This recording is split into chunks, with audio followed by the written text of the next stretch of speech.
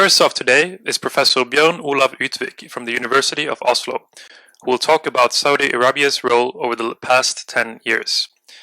Bjørn is professor in Middle East Studies at the Center for Islamic and Middle East Studies at the University of Oslo.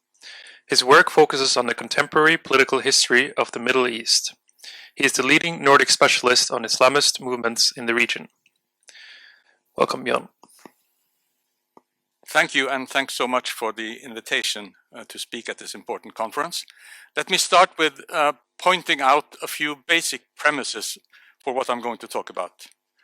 Number one, the Arab Spring was an earthquake of mega proportions. Both societies and the political order in the Arab world and in the wider Middle East and North Africa region were shaken to their foundations. And by the same token, the Arab Spring profoundly upset the regional order. And the Arab Spring is not over, it is an ongoing process. Second, at the regional level, it became clear that that kind of outside hegemony over the region, which had been exercised at one time by Britain and France and later by the US and the Soviet Union, then by the US alone, that this kind of outside hegemony was weaker than ever and had left a power vacuum in its wake. Third, the Saudi dynasty hated the Arab Spring from day one and saw it as a long-term deadly threat to the stability of its own rule. And fourth, and this builds on the three other points, that as the Saudis sought to build a long-term future, to find ways to survive long-term, they could not act in the old ways, neither in the regional arena nor internally inside Saudi Arabia. So as we go on, I'll look at the Saudi Arabia's actions on the regional scene first, and then talk a little bit about internal stuff in Saudi Arabia, because the way the Saudis handle the internal scene is intimately connected to its capacity to survive as a strong regional power in the long term. So, as we can now look back at it, please stay on the former. Can you get back? Yeah. As we now look back at it, it is clear that the Saudis, together with their main ally, the United Arab Emirates, have taken the lead in the counter-revolution. That is, in the efforts of the incumbent power elites in the Arab world to roll back the early achievements of the Arab Spring uprisings. And when we look at the way the Saudis have done this, we see that there is something new there. They are intervening in a direct and open way, which is quite different from the way they traditionally exercised their power influence, which was in a more quiet way through money and diplomacy.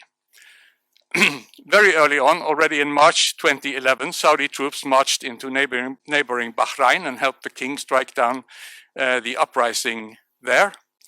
The main watershed perhaps was what happened in Egypt in 2013, when the military toppled the first elected president of Egypt and instituted their own rule.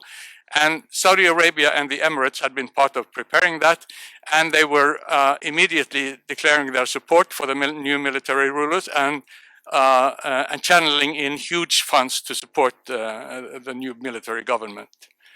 2 years later, 2015, the Saudis launched a major war effort in Yemen, siding with the internationally recognized president against the Houthi rebellion, and had launched not least massive bombing campaigns, but also boots on the ground.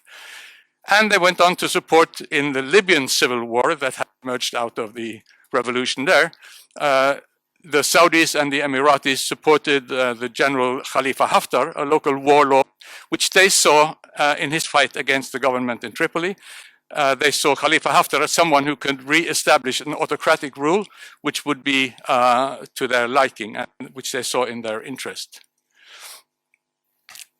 At another level, an important aspect of the way the Saudis have acted on the regional scene is the strong campaign they launched to destroy the Muslim Brothers.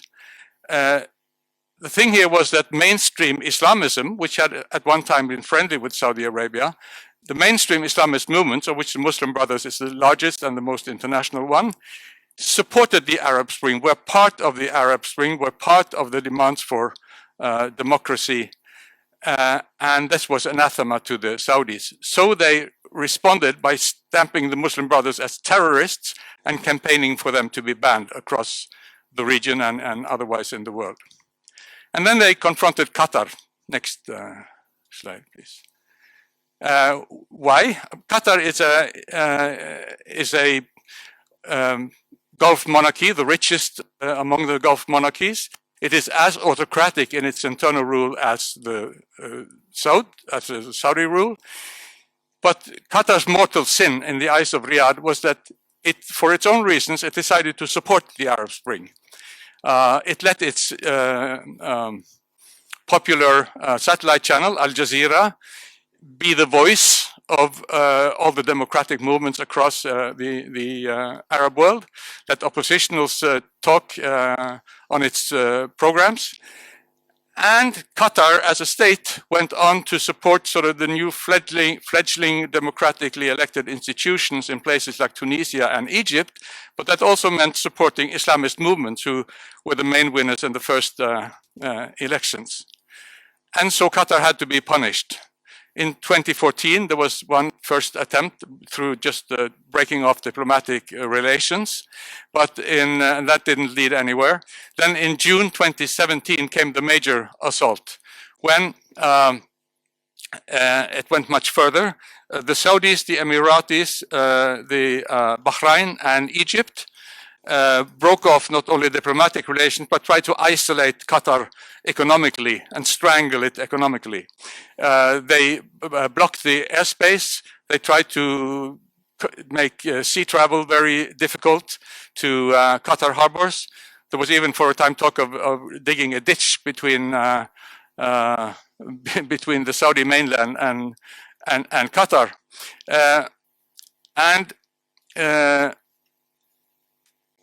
Also, they raised 13, I think it was, demands that Qatar should concede. Two main of them were, one, cutting links with terrorism, but terrorism here also included the Muslim Brothers. So it meant cutting support for the Arab Spring, really, but translated into terrorism. And second, to close down the Al Jazeera satellite station. Qatar refused this, of course. One thing that added to the anger and also the fear perhaps in Riyadh was that Qatar had an ally, a regional ally in this, a strong power, Turkey, who took more or less the same attitude towards the Arab Spring as Qatar, supporting the same movements. And eventually, and as Qatar came under pressure, this developed into a closer alliance between Qatar and Turkey and led to the fact that there are now Turkish troops stationed in Qatar. We can take the next slide. Of course, one main line in Saudi regional actions is confronting Iran. And this goes way back before the Arab Spring, at least to the Iranian Revolution of 1979. But one factor that sort of accentuated the fear of Iran was this gradual weakening of US influence. For one, we can remind ourselves that the Saudis were profoundly shocked in 2011 when, as they saw it, the US let their old ally, President Hosni Mubarak of Egypt, be thrown aside by popular demonstrations without the US stepping up to defend him and to support his efforts to quell the uprising. But also, the Saudis saw that, the way they saw it, as the US power presence was weakened, Iran moved into the void. And an ominous Shia axis was growing. In Iraq, there was now a government by Shia parties closely linked to Iran. Syria was an Iranian ally. In Lebanon, Hezbollah, the Shia Islamist group, was a main power broker. And in Yemen, there was a huge rebellion by a Shia-based group, the Houthis, that eventually came to control most of Yemen, including the capital, Sana'a. So this accentuated the fear of the Saudis for Iran. And when the Obama administration went together with European partners, went into the nuclear deal with Iran, they were even more horrified and was fearing that perhaps there was a reconciliation on the tables between Iran and the US, which would weaken the Saudi position. Now, of course, they were relieved then when Trump came in and annulled this, or pulled the US out of this, treaty. But then again, now Trump is gone, so we'll see. By the way, this line, confronting Iran, is also an important reason for what I call here the Syrian exception. That is that while the Saudis opposed all these rebellions against incumbent autocratic rulers, they decided to support it in Syria. Why?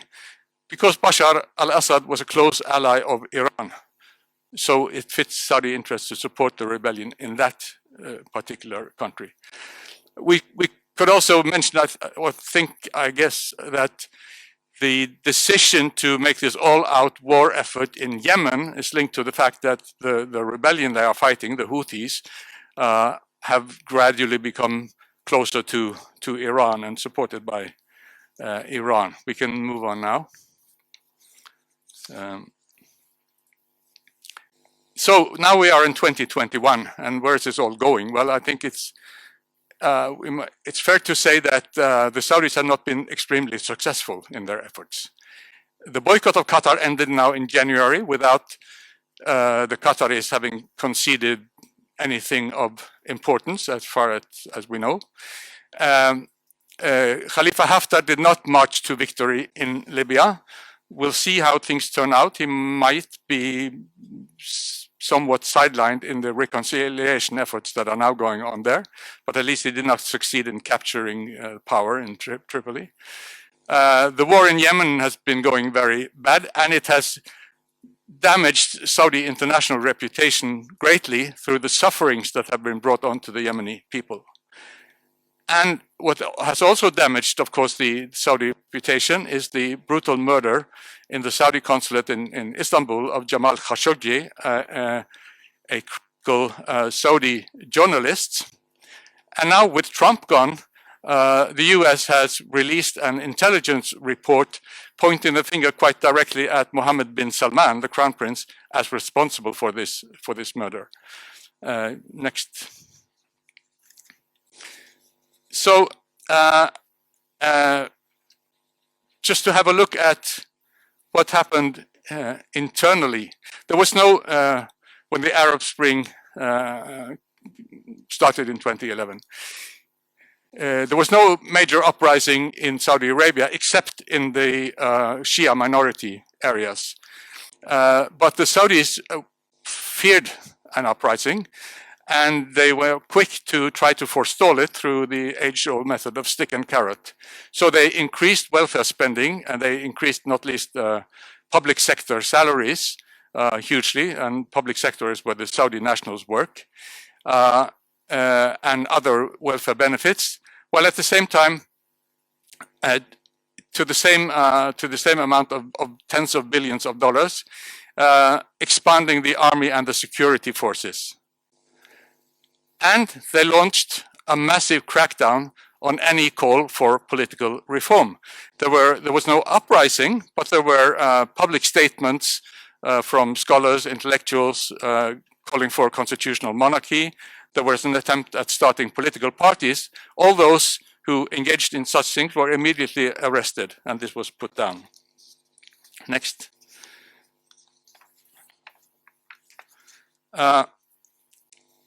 So, looking a little bit at the sort of material basis, as it were, of the Saudis acting as a major power. Of course, this is based on their immense wealth in oil and in money. And still they have large financial resources. But there are vulnerabilities in this. One thing is that they are very poor, to say the least, in water. And this means something because it means that they import 80% of their foodstuffs. They also have a relatively small population, something above 20 million Saudi citizens for an area of 2 million square kilometers. It's a very sparsely populated country, and most of the manual work and a lot of the other work as well is done by foreigners, not least in the private sector of 13 million strong expatriate workforce. This puts you in a vulnerable situation if you want to project your military power in the region. Then there's what is sometimes termed the rentier bargain, which is sort of the unwritten deal between the rulers and the population, which has created stability in Saudi Arabia. The idea is that the state has access to huge financial resources coming directly into the state coffers through their control over the oil sector, which means that there has been virtually no taxation of the population. At the same time, the population are offered relatively high welfare situation, high living standards, while not, and it's the other side of the deal, is that they then get no representation. But there is trouble in this. There are huge financial reserves, this is true. Now, I think you can see only half of this chart down there. But the thing is that since 2014, there has been huge deficits in the state budget year by year. And this is because what is called the fiscal, or the price of oil has fallen far below what is called the fiscal break-even price. The fiscal break-even price means the price of oil that the Saudis would need to balance their budget at the current level of expenditure. And so now the oil price has risen rapidly in the last weeks and days. So just now it is at the same level as the fiscal break-even price that is estimated for 2021. But you see, this is a vulnerable and uncertain situation. Next slide. So there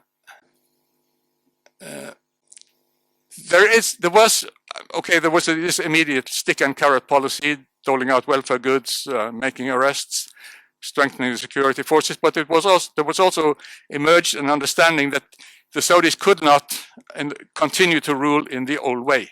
There is a hugely expanded, educated middle class, not least and a young educated middle class, and huge numbers of students who were the main force behind the Arab Spring in general, and who are also in Saudis. There are emerging demands for participation, and there is also unease at the economic development. There is large percentages of unemployment among the youth, not least among women. Women have taken part in the education revolution that has happened in Saudi Arabia, but they face even less opportunities for jobs when they finish their education. And then the corruption is still rampant. So there's a lot of unfulfilled expectations, both on the political aspirations, on the political level, on the economic level.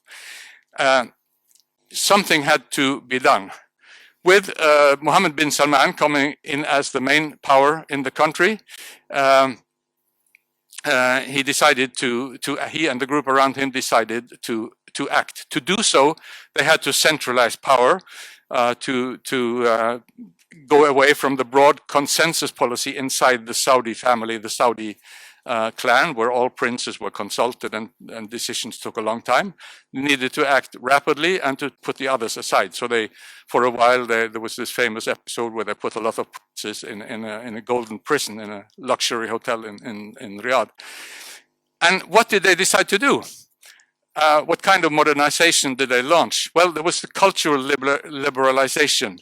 One thing is that they pulled the teeth out of the morality police that were walking around the streets of cities in Saudi Arabia, arresting people for not wearing veil properly or for intermingling between the sexes and so on. They were taken away the right to arrest. They lost the right to arrest people in the streets. But also then they opened cinemas, concert halls for music that had not been possible in Saudi Arabia, and they decided to ease some of the very harsh restrictions that women had been living under. And most famously, of course, the right to drive a car. And then they launched grand schemes for economic progress, like the Vision 2030, like NEOM, the city that they have projected that should be a green, sort of climate-friendly city. And it remains to be seen whether these are white elephants or not.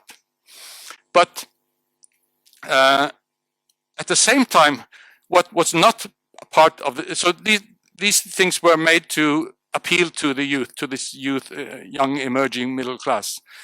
But at the same time, there was the opposite direction when it came to political issues. The scope, there had been a scope for a while for political debate through newspapers and other things. This was all silenced and closed down from feminist activists to religious preachers advocating political reform. They were put behind bars. Famously, Lujain al-Hathlul, who was the main activist for the women's right to drive a car, got a 5-year sentence. While at the other hand, the right to drive cars were granted for women. So the point being, the king, you can get rights, it will be granted by the king, but don't ever think that you can, through activism, achieve anything. That is the message that was sent. Still, it's risky business, this kind of forced modernization, because when rapid change happens, it unleashes pent-up tensions in society, and also inside the ruling family, because so many of these princes have been edged aside and even put in prison. If there's still time left, we can take the last. Yeah. So another aspect which is difficult for the Saudis is this, and this is the final slide here, is this, the fact that Saudi Arabia has historically been built on an Islamic legitimacy. They are the protectors of the holy cities of Mecca and Medina, and they are also the champions of this reform or this very strict, pious interpretation of Islam, which is known as Wahhabism. And we see in the flag, it's the green color of Islam, and then it is the profession of faith. There is no God but God, and Muhammad is the messenger of God. So when, So when the Saudis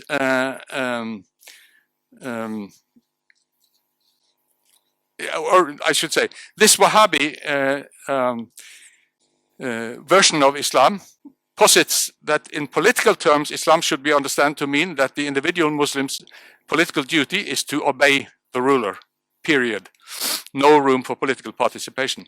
But, and here we go back to their break with Islamism, is that the mainstream and the biggest Islamist movements around the world have a different interpretation of Islam, which says that the people should elect their rulers. And this has not only happened across the region, but an important number of Saudi popular Islamic preachers and clerics have advocated this same system, like Salman al-Auda, which you can see the picture of there. And then they have been massively suppressed, and they are put in prison and are threatened by the death sentence. But the question is, being challenged, I mean, the Saudi Arabia would like to see it as itself as a leader of Islam in the world, and that has been a legitimation of the dynasty. But when this is being challenged, and when they break with these Islamists, which portray themselves as defenders of Islam and which have a quite different interpretation, can the Saudis build something to replace this Islamic legitimacy? Thank you.